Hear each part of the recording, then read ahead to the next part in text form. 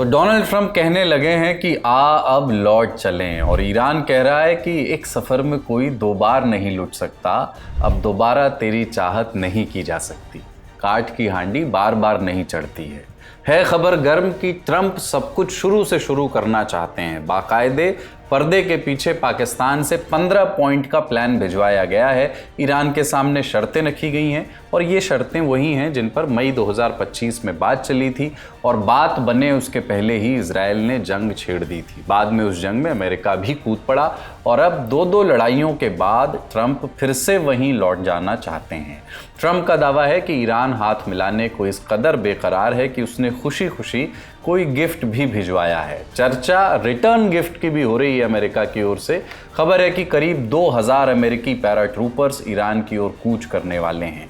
तो ये सब चल क्या रहा है, इसी पर बात करेंगे आज। मेरा नाम कुलदीप है और आप देख रहे हैं लल्लन टॉप का अंतर्राष्ट्रीय प्रसंगों से जुड़ा रोजाना का कार्यक्रम दुनियादारी।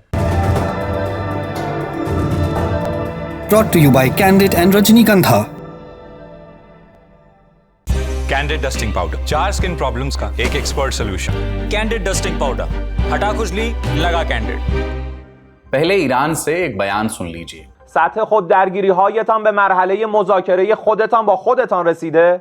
نه خبری از سرمایه‌گذاری‌هایتان در منطقه خواهد بود و نه قیمت سابق انرژی و نفت را خواهید دید تا وقتی که بفهمید ثبات در منطقه توسط دست قدرتمند نیروهای مسلح ما تضمین می‌شود.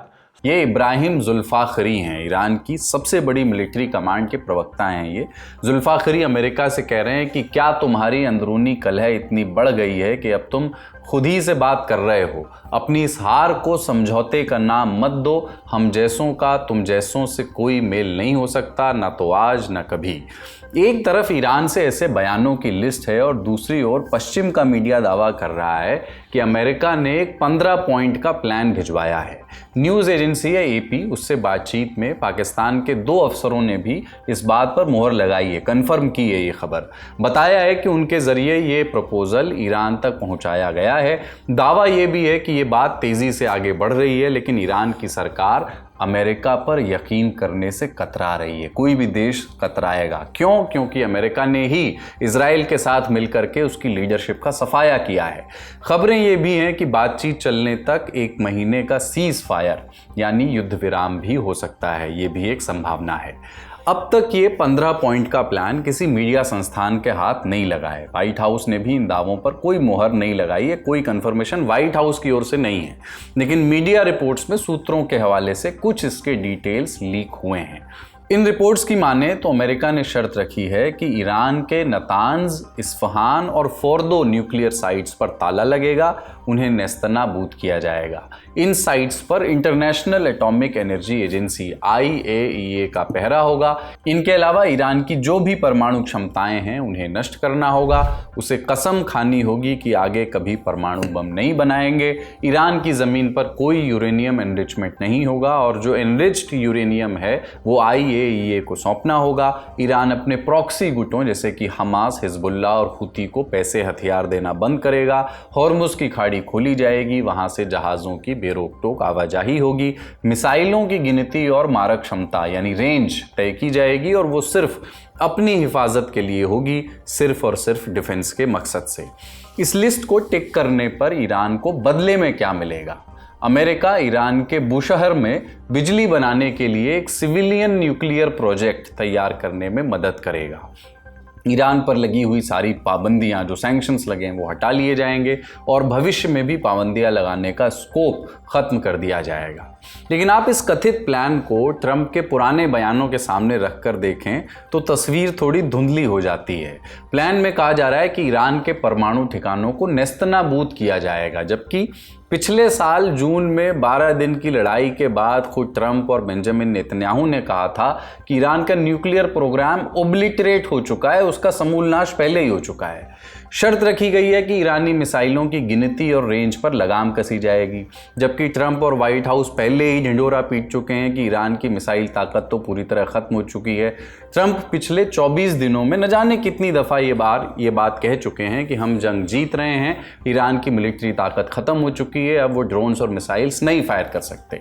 इसके अलावा इस प्लान में ईरान में नई सरकार में वेनेजुएला जैसी कोई अमेरिका समर्थित सरकार का भी जिक्र नहीं है, जबकि अमेरिका इजराइल का घोषित मकसद था कि हम रेजीम चेंज करेंगे, शासन सत्ता बदलेंगे। यानी इस प्लान का सबसे दिलचस्प पहलू यह है, इसके सारे पहलू पुराने हैं। ब्रिटिश अखबार गार्डियन की रिपोर्ट के मुताबिक ये वही प्लान है जो अमेरिका ने करीब 1 साल पहले मई 2025 में ईरान के सामने रखा था। उस वक्त बातचीत चली रही थी कि जून 2025 में इजराइल ने ईरान के परमाणु ठिकानों पर बम फेंक दिए और 12 दिन की जंग हुई। उसके बाद 2026 में अमेरिका ईरान नए सिरे से बातचीत की मेज पर बैठे, 3 राउंड की नेगोशिएशन भी हुई। ईरान शर्तें मानने को राजी था, लेकिन अमेरिका ने जंग छेड़ दी। इसलिए कई सवाल हैं। अगर ये 15 पॉइंट का प्लान वाकई पुराने वाला प्लान है जिसे ईरान पहले ही ठुकरा चुका है, तो अमेरिका इसे दोबारा क्यों परोस रहा है भाई? क्या अमेरिका इस बातचीत को लेकर ज़रा भी सीरियस नहीं है, या फिर ट्रंप दुनिया को और अमेरिका की जनता को सिर्फ ये दिखाना चाहते हैं कि जंग बस रुकने ही वाली है, जबकि असलियत में ऐसा नहीं है? क्या ये ट्रंप और इजराइल का कोई नया पैतरा है? क्या वो टाइम बाय कर रहे हैं? खास बात यह भी है कि पुराना प्लान ईरान को तब थमाया गया है जब वो नेगोशिएशन के लिहाज से पहले से कहीं बेहतर पोजीशन में है। एक तरफ ट्रंप अनकंडीशनल सरेंडर से डील मेकिंग तक आ गए हैं, और दूसरी ओर ईरान अपनी डिमांड्स को लेकर के अब और भी सख्त हो गया है, और भी मुखर हो गया है। उसकी शर्त है कि खाड़ी देशों में अमेरिका ने जो मिलिट्री बेस बना रखे हैं, जितने भी ये अरब नेशंस हैं, उन्हें बंद किया जाए, वहाँ पर उस पर लगी जो सारी पाबंदियां हैं वो ख़त्म की जाएं। हॉर्मुज़ की खाड़ी पर उसका पूरा कंट्रोल रहे, जो भी जहाज़ गुजरे वो ईरान को ट्रांजिट फीस, एक तरह से टोल टैक्स दे। कुल जमा इस कथित 15 पॉइंट प्लान को देखने के बाद ट्रंप के मकसदों का सही अंदाज़ा लगाना और भी मुश्किल हो जाता है। सवालों को सिर्फ फेस वैल्यू पर मत लीजिए, बात ज़्यादा गंभीर है। खबर है कि अमेरिका से सेना की नई खेप मिडिल ईस्ट के लिए रवाना हो रही है। अमेरिकी अखबार न्यूयॉर्क टाइम्स की रिपोर्ट कहती है कि अमेरिकी रक्षा विभाग, पेंटागन जिसको कहते हैं, अपनी 82वीं एयरबोर्न डिवीजन के करीब 2000 पैराट्रूपर्स को मिडिल ईस्ट भेज रहा है। ये जो फोर्स है, ये इमीडिएट रिस्पांस फोर्स के जवान हैं। 18 घंटे के भीतर इन्हें दुनिया के किसी भी कोने में तैनात किया जा सकता है। इस डिवीजन ने दूसरे वर्ल्ड वॉर में भी हिस्सा लिया था। इसके अलावा 1991 के खाड़ी युद्ध में, 2001 के वॉर ऑन टेरर के तहत इराक और अफगानिस्तान की लड़ाई में भी इस डिवीजन ने हिस्सा लिया था। इसकी जो रैपिड रिस्पांस यूनिट है, उसको 2020 में बगदाद में अमेरिकी दूतावास पर हमले के बाद तैनात किया गया था। फिर 2021 में जब अमेरिका अफगानिस्तान से अपना बोरिया बिस्तर समेट रहा था, जब निकल रहा था, उस ऑपरेशन में भी इस टुकड़ी को भेजा गया था। इन पैराट्रूपर्स के अलावा करीब 4500 मरीन कमांडोज पहले से ही रास्ते में हैं। यानी कुल मिलाकर 7000 अमेरिका के ग्राउंड ट्रूप्स उतारे जा सकते हैं। तो सवाल यह है कि इन जवानों को भेजा कहां जाएगा? रिपोर्ट्स के मुताबिक इन्हें ईरान के खार्ग आइलैंड पर भेजा जा सकता है। खार्ग आइलैंड पहले आपको बता चुके हैं, ईरान के तेल एक्सपोर्ट का सबसे बड़ा ठिकाना है। ईरान का 90% तेल एक्सपोर्ट यहीं से होता है, उनकी इकोनॉमी की लाइफ लाइन है। अमेरिका ने इस जंग में पहले भी वहां बमबारी की है। खार्ग आइलैंड पर कब्जे से ईरान की इकोनॉमी पर दबाव बढ़ेगा, क्योंकि उसके एक्सपोर्ट्स इस पर निर्भर हैं। इस दबाव में ईरान हॉर्मुज स्ट्रेट का रास्ता खोलने पर मजबूर हो सकता है, ऐसा अमेरिका को लगता है। लेकिन इसमें पेच भी है। खार्ग पर मौजूद अमेरिकी सैनिकों को निशाना बनाना IRGC के लिए आसान होगा। वो ईरान के तट से, कोस्टल एरिया से, छोटी नावों से उन पर हमला कर सकते हैं। दूसरा ये कि अगर खार्ग आइलैंड पर कब्जा हुआ तो ग्लोबल ऑयल सप्लाई में भी कमी आ जाएगी और कच्चे तेल की कीमतें पूरी तरह बेकाबू हो सकती हैं। तो ये दो तरफा तलवार है। कयास ये भी लगाए जा रहे हैं कि इन पैराट्रूपर्स का इस्तेमाल हॉर्मुज का रास्ता खोलने के लिए भी किया जा सकता है। कैसे? न्यूयॉर्क टाइम्स के मुताबिक प्लान कुछ ऐसा हो सकता है कि पहले मरीन कमांडोज खार्ग आइलैंड पहुंच जाएं और खार्ग आइलैंड के टूटे फूटे एयरबेस की मरम्मत करें, और जैसे ही वहाँ पे रनवे तैयार हो जाए तो अमेरिकी एयरफोर्स के मालवाहक जहाज़ों से बाकी के पैराट्रूपर्स वहाँ भेज दिए जाएं। ऐसा इसलिए क्योंकि पैराट्रूपर्स हवा से तुरंत उतर तो सकते हैं, लेकिन अपने साथ भारी भरकम हथियार नहीं ला सकते। तो फिर मरीन कमांडोज उनके लिए ज़मीन तैयार करेंगे। लेकिन इन सब से इतर इन ऑपरेशंस की मुश्किलों और आसानियों से इतर। सवाल यह है कि क्या ट्रंप मुंह में राम बगल में छुरी वाली रणनीति पर चल रहे हैं? एक तरफ बातचीत का हाथ बढ़ाकर दूसरी ओर सैनिक भेजने का प्लान, ये कैसी स्ट्रेटेजी है? इसका मकसद क्या है?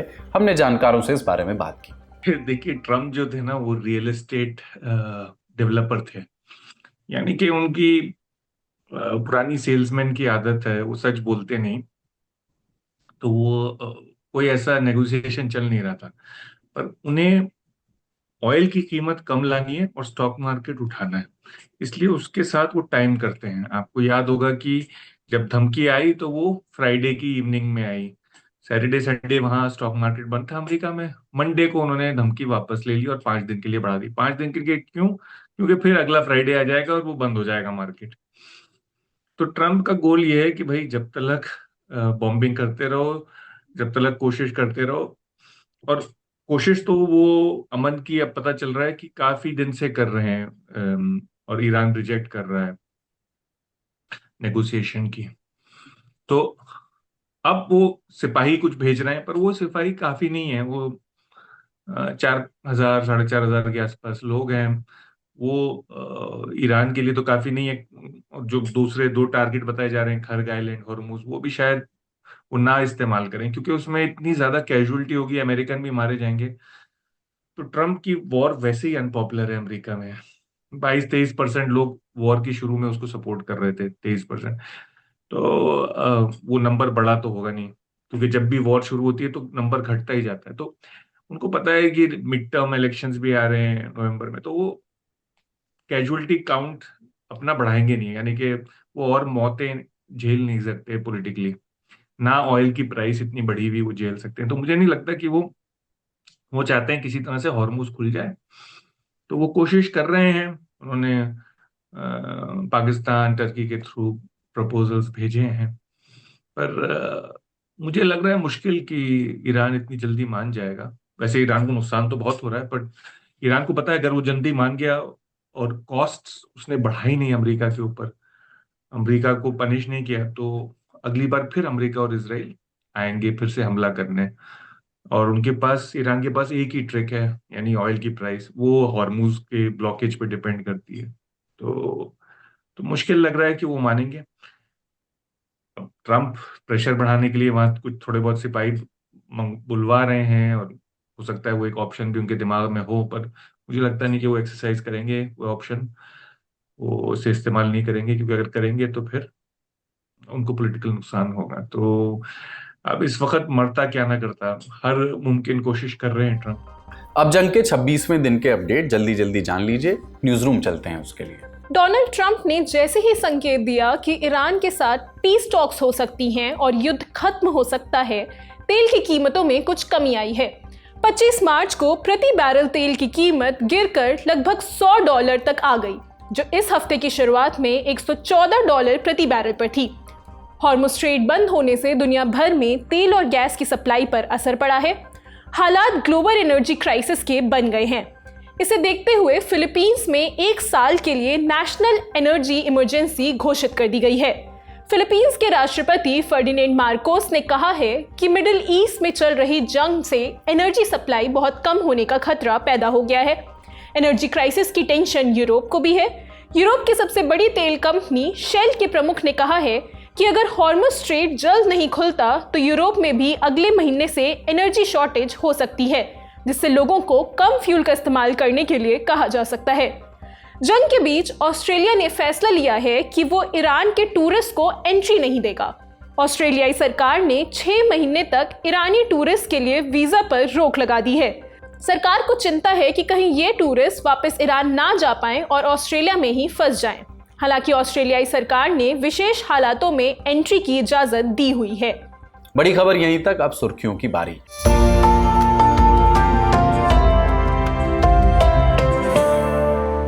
रूस ने ताबड़तोड़ ड्रोन और मिसाइल हमलों से पूरे यूक्रेन को दहला दिया है। एक ही दिन में 1000 के करीब ड्रोन्स और 23 क्रूज मिसाइलें दागी। इससे रूस की ओर से यूक्रेन पर किए गए अब तक के सबसे बड़े हमलों में से एक माना जा रहा है। हमला ऐसे वक्त में हुआ है जब पूरी दुनिया का ध्यान अमेरिका ईरान जंग पर है। ऐसे में शायद रूस याद दिलाना चाहता है कि भाई साहब जंग हम भी लड़ रहे हैं। यूक्रेन की सेना ने बताया कि रूस ने 23-24 मार्च की रात 400 के करीब लंबी दूरी वाले ड्रोन से हमला किया। इसके बाद 24 मार्च को दिन में 556 ड्रोन दागे, कई क्रूज मिसाइलों से भी हमला किया। सेना के मुताबिक इन हमलों में यूक्रेन के वेस्टर्न इलाकों में काफी नुकसान हुआ है। 7 लोगों की मौत की भी खबर है। यूक्रेन के राष्ट्रपति वोलोदिमीर ज़ेलेंस्की ने भी हमलों की बात कंफर्म की है। कहा है कि इससे 11 इलाकों में भारी नुकसान हुआ है। ये भी कहा कि यूक्रेन के पास एयर डिफेंस के हथियार कम हो रहे हैं। ज़ेलेंस्की ने पश्चिमी देशों से इसकी सप्लाई बढ़ाने की मांग की। रूस के हमलों से यूक्रेन ही नहीं बल्कि पड़ोसी देश मालदोवा भी प्रभावित हुआ है। हमलों में मालदोवा की एक बिजली लाइन को नुकसान पहुंचा है जो उसे बाकी यूरोप से जोड़ती थी। ऐसे में मालदोवा की सरकार ने लोगों से अपील की है कि वो पीक आवर्स में बिजली का इस्तेमाल कम कर दें। अगली खबर चीन और जापान से जुड़ी है। दोनों देशों के बीच पहले से चल रही टेंशन और बढ़ गई है। हुआ यह कि 24 मार्च को जापान की राजधानी टोक्यो में चीनी दूतावास जो है वहां एक व्यक्ति घुसपैठ करता हुआ पकड़ा गया। पता चला कि वो आदमी जापान के ग्राउंड सेल्फ डिफेंस फोर्स का सैनिक है। चीन ने घटना पर जबरदस्त विरोध जताया। इसके बाद जापान ने भी खेद प्रकट किया इस पर।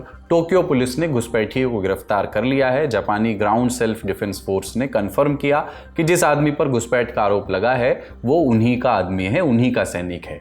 जीएसडीएफ ने बताया कि सैनिक दक्षिण पश्चिमी राज्य मियाजाकी में कैंप में तैनात था। आप जानते ही हैं कि चीन और जापान के बीच पहले से ही ताइवान के मुद्दे को लेकर के टेंशन चल रही है। जापान ने पिछले साल नवंबर में कहा था कि अगर चीन ताइवान पर मिलिट्री एक्शन लेता है तो जापान भी अपनी सेना उतारेगा क्योंकि इससे उसकी सुरक्षा पर खतरा होगा। इससे नाराज होकर के चीन ने जापानी सी फूड के इंपोर्ट पर पाबंदी लगा दी थी। जापान को रेयर अर्थ मिनरल देना भी बंद कर दिया था। आज का दुनियादारी यहीं तक। अपना और अपनों का ख्याल रखिए। देखते रहिए दी लैंड टॉक। शुक्रिया। शुभ रात्रि।